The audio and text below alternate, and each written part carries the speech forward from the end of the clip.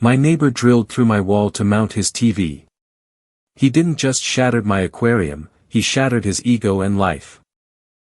The sound started as a low, vibrating hum that rattled the spoon against the side of my coffee mug. It was 1 p.m. on a Sunday, the kind of lazy, gray February afternoon where the only thing on the agenda is watching the snow fall and doing absolutely nothing.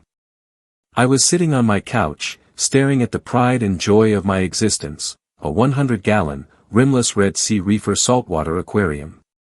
If you aren't in the hobby, you might not get it. You might see a glass box with water. But to me, that tank was a living, breathing piece of art that I had cultivated for 6 years.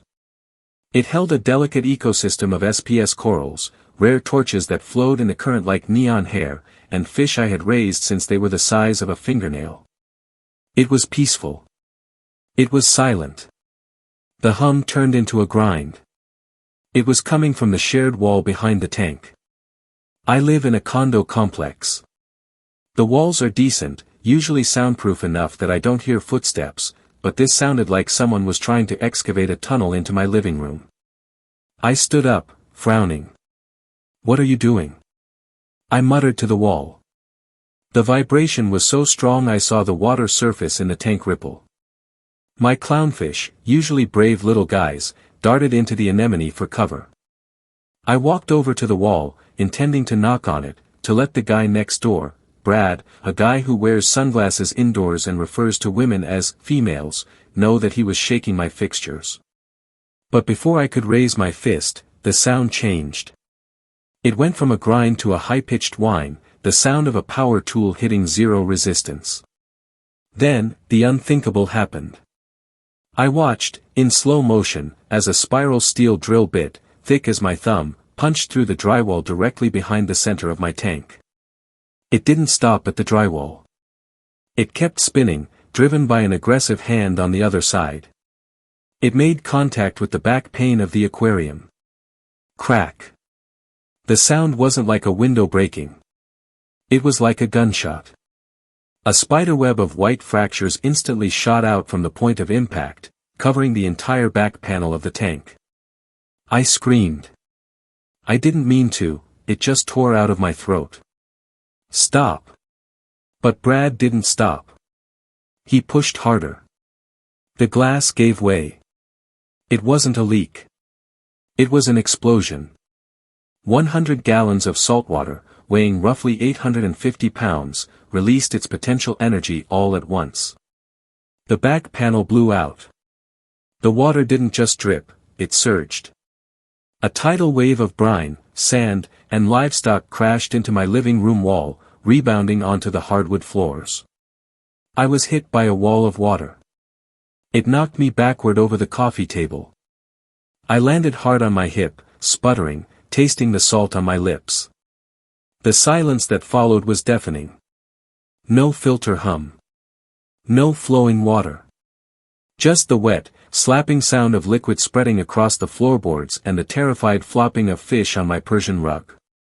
My tang, a purple tang worth $300 that I've had for 5 years, was gasping on the wet wood, his gills flaring in panic. My corals, sensitive creatures that die if the temperature swings 2 degrees, were now sitting exposed to the air, drying out under the LED lights which were flickering ominously. "No," I gasped, scrambling to my knees. "No, no, no." I grabbed a plastic storage bin from the corner, the one I use for water changes, and started frantically scooping up water from the puddles, trying to create a rescue pool. I grabbed the tang with my bare hands, feeling his slime coat against my skin, and dropped him in. The drilling had stopped. Then, from the other side of the wall, I heard a muffled voice. "Bro, did you hear that? I think I hit a pipe." A pipe. He thought he hit a pipe. I looked at the devastation. My living room was a lagoon. The water was seeping into the baseboards. The electrical strip for the tank was hissing and popping, sending sparks showering down onto the wet floor. I had to rip the main power cord from the wall before I got electrocuted. I stood up, water dripping from my jeans, shaking with a rage so pure, so white-hot, that my vision blurred. I marched to my front door, threw it open, and stomped down the hallway to Unit 4B. I didn't knock. I pounded. I hammered on that door with a fist that wanted to punch through wood. Open the door. I screamed. It took a minute. I heard shuffling. Then the door swung open. Brad stood there. He was wearing a Philadelphia Eagles jersey, preparation for the Super Bowl, no doubt, and holding a heavy-duty DeWalt impact driver. He looked confused. He looked annoyed. "Yo, chill," Brad said, looking me up and down. "Why are you wet? Did it rain?" "You drilled through the wall," I hissed, pushing past him into his living room. "Hey! You can't just walk in here." I ignored him. I looked at his wall. There it was. A brand new, massive steel TV mount bracket. He had 2 bolts already driven in. He was working on the third. I looked at the bolts sitting on his coffee table. They were lag bolts. 6 inches long. Thick as a finger. "Brad," I said, my voice trembling. "Do you know how thick the firewall is between our units?" "I dunno," he shrugged, putting the drill down. "Standard? I'm mounting my new 85-inch. Getting ready for the big game, baby. Go Birds." "The wall is 4 inches thick," I whispered. "It's a partition wall with a fire break. It is 4 inches of drywall and stud." Brad looked at the bolt. He looked at the wall. He didn't seem to process the geometry. So you used a 6-inch bolt," I shouted, pointing at the wall. "You drilled 2 inches into my apartment. You drilled directly into my 100-gallon reef tank. You just flooded my entire home." Brad blinked. He looked at the drill. Then he looked at me. A slow, stupid smile spread across his face. "Wait," he chuckled. "You put a fish tank on a shared wall?" I stared at him. "It's a load-bearing wall. It's the safest place for it." "Bro," Brad shook his head, picking up a beer from the table. "That's on you. Everyone knows you don't put water features on a party wall. Vibrations, man. You probably cracked it yourself with the base from my drill. I didn't touch your tank. The drill bit is literally sticking out of the glass in my living room." I screamed. "Come look. Come look at the fish dying on my floor." "I'm not coming over there," Brad sneered, taking a sip of his beer. "I don't want to get my socks wet. Look, if you have a leak, call a plumber. But don't come in here harshing my vibe. I got wiring to do." "You aren't doing any wiring," I said, stepping into his personal space. "You are going to come with me, you are going to look at the damage, and then you are going to give me your insurance information." "Insurance?" Brad laughed. "For what? A goldfish? Get out of my house, man. Before I call the cops for trespassing." "Call them," I said. "Please. Call them right now." "Get out," he shouted, shoving my shoulder. I stumbled back. I looked at him. I looked at the giant TV box in the corner. I looked at the pile of lag bolts. "Okay," I said. "I'm leaving." "But Brad? Don't finish that mount. Because the police are going to need to see the evidence." I walked out. I walked back to my apartment. The smell hit me first. The smell of low tide. The smell of dying coral, a pungent, acrid scent that signals the death of a reef. I walked into the living room. The water level had dropped to the bottom few inches of the tank. The sand bed was exposed. My corals, my torch, my hammers, my expensive scalimia, were retracting, their flesh tearing as they dried out. I grabbed buckets. I grabbed towels. I started the triage. I had to save what I could before I destroyed him. I worked for an hour in a frenzy. I set up a temporary holding tank in the bathtub using the remaining water and some fresh salt water I had mixing in the closet. I moved the heater. I moved the power heads. I carefully pried the corals off the rocks and submerged them. The purple tang was swimming sideways, stressed, his vibrant color fading to a dull gray. My 2 clownfish were huddled in a corner of the tub. I lost the wrasse. He had jumped when the glass broke and I found him behind the stand, dried out and stiff.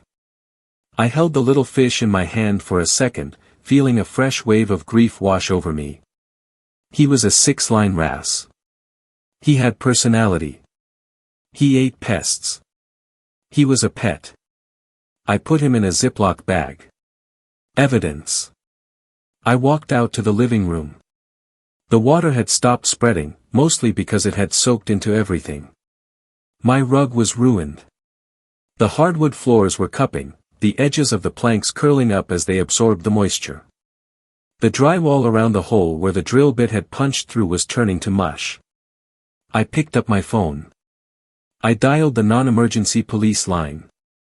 I need to report property damage and a neighbor dispute, I told the dispatcher. My neighbor drilled through a party wall and destroyed a large aquarium. The damage is significant. Is there an active conflict? He shoved me, I said.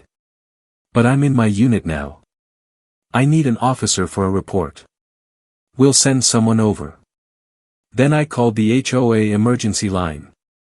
This was the nuclear option. Our HOA president, Linda, is a woman who measures grass with a ruler. She lives for infractions. Linda, I said when she answered. It's Dan in 4A. You need to get over here. Now. And bring the building schematics. Dan, it's Sunday, she sighed. Is it the trash bins again? Brad in 4B just drilled through the firewall with a 6-inch lag bolt, I said calmly. He breached my unit. He caused a massive flood. The water is likely heading to the 3rd floor as we speak. He drilled the firewall. Linda's voice dropped an octave. Without a permit? He's mounting an 85-inch TV. I'm on my way, she said. The line went dead. I could practically hear her running for her keys. 20 minutes later, my apartment was a crime scene. Officer Miller arrived first. He was a young guy, looked bored until he stepped into the living room and heard the squish-squish of his boots on my floor. Whoa, he said, looking at the shattered tank. That's a lot of water. Saltwater, I corrected. It destroys wood instantly. And the neighbor did this? I pointed to the hole in the wall. You could still see the tip of the drill bit resting there, gleaming in the wreckage. He hadn't even backed it out. He probably couldn't. He used a lag bolt that was longer than the wall, I explained. He punched right through. Officer Miller walked over to the hole. He peered at it. That's negligence. Did you talk to him? He told me it was my fault for putting a tank on a shared wall. Then he told me to get out. There was a knock on the door.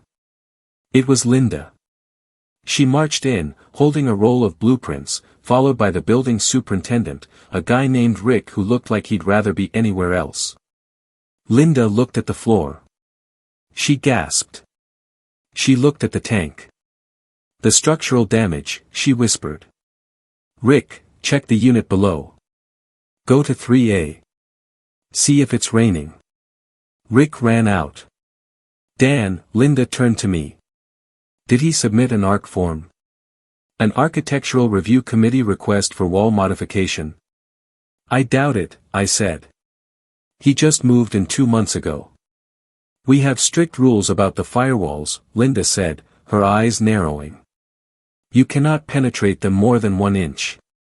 It compromises the fire rating between units. He went through 6 inches, I said. Linda marched to the door. Officer, come with me. We went to Unit 4B. Linda banged on the door. Brad. It's the HOA. Open up. Brad opened the door. He was still holding his beer. He looked at the cop, then at Linda. His bravado faltered slightly. "What is this?" he asked. "A party?" "Mr. Stevens," Linda said, her voice icy. "Did you receive approval to drill into the common element partition wall?" "It's my wall," Brad scoffed. "I own the condo." "You own the paint," Linda corrected him. "The HOA owns the studs and the drywall structure. That is a firewall.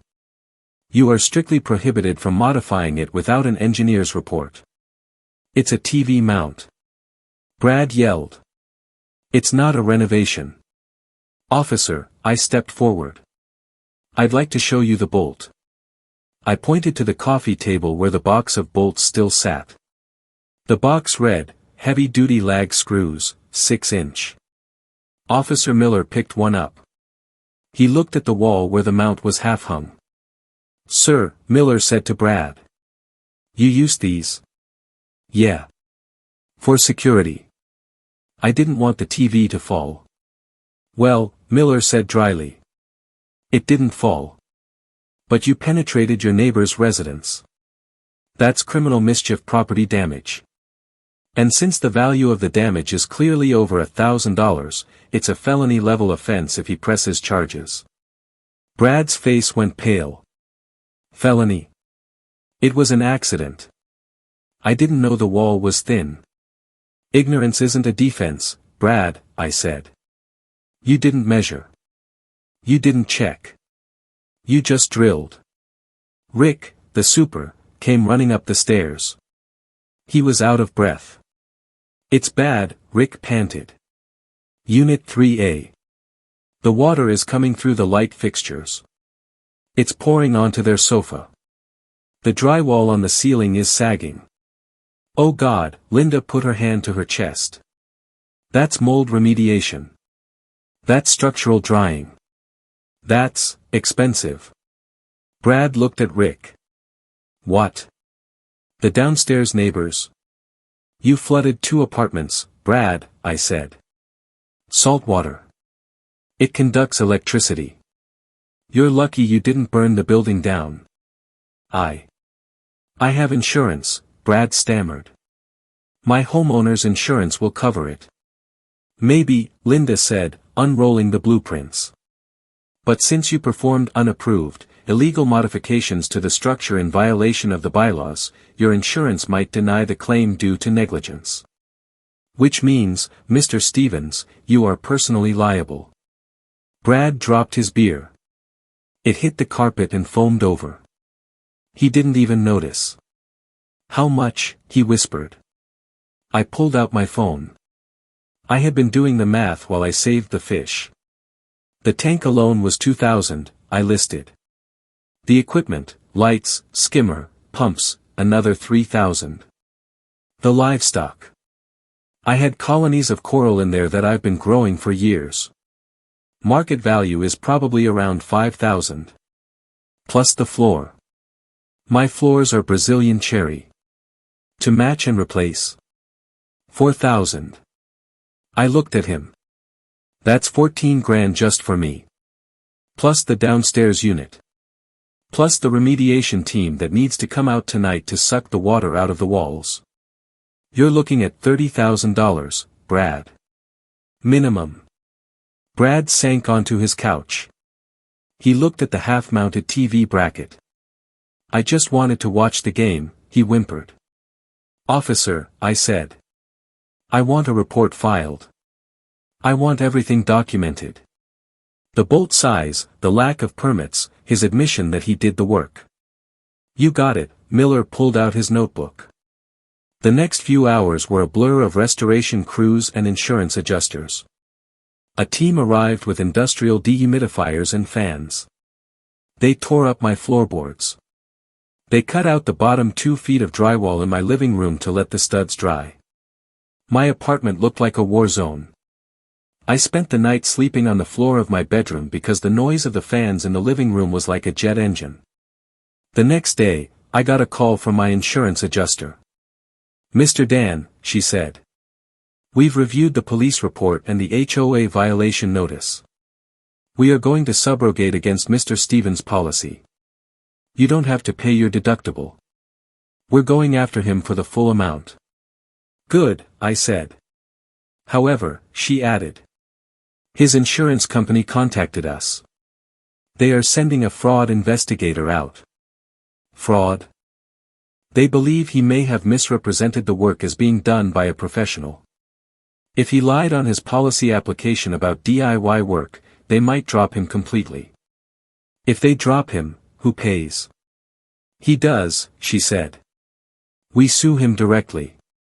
We garnish his wages. We put a lien on his condo. I hung up.